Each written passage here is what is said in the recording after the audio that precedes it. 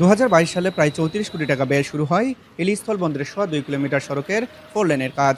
কিছু অংশের কাজ হলেও ভূমি অধিগ্রহণ জটিলতায় দীর্ঘদিন ধরে বন্ধ রয়েছে বন্দরের চারমাথা থেকে মহিলা কলেজ ও সিপি থেকে 0 পয়েন্ট পর্যন্ত সড়কের কাজ। বর্ষা ও শুষ্ক মৌসুমে পড়তে হয় বিড়ম্বনায়, বাড়ছে শ্বাসকষ্ট সহ নানা ধরনের রোগবালাই, ধুলোর আস্তরণে হচ্ছে ফসলের ক্ষতি। অটো উল্টে যায়, বাস উল্টে যায়, ট্রাক উল্টে যায়, ভ্যান উল্টে যায়, তাদের হাত পা ভেঙে যায়। খালি বারবার সবাই বলে যে আজ ঠিক করবো, কাল ঠিক করবো, পরশু ঠিক করবো, এভাবে আমরা ভোগান্তির মধ্যে আছি।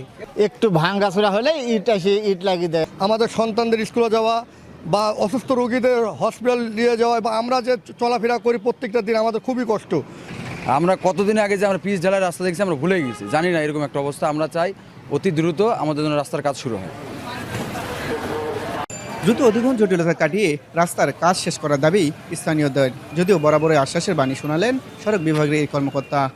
আমরা আশা রাখতেছি অর্থ স্যার এই মাসের মধ্যে হয়ে গেলে আমরা আবার নতুন করে টেন্ডার করার পরে এটা এখন মূল্যায়ন প্রক্রিয়াধীন আছে, মূল্যায়নটা সমাপ্ত হয়ে গেলেই ওয়ার্ক অর্ডার দেওয়া হলে সেই ঠিকাদার কাজ শুরু করবে।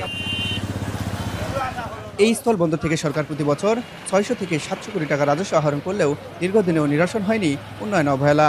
অধিগ্রহণ জটিলতা কাটিয়ে দ্রুত শেষ হোক হিলি স্থলবন্দরের 4 লেন সড়কের কাজ, এমনটাই প্রত্যাশা সবার।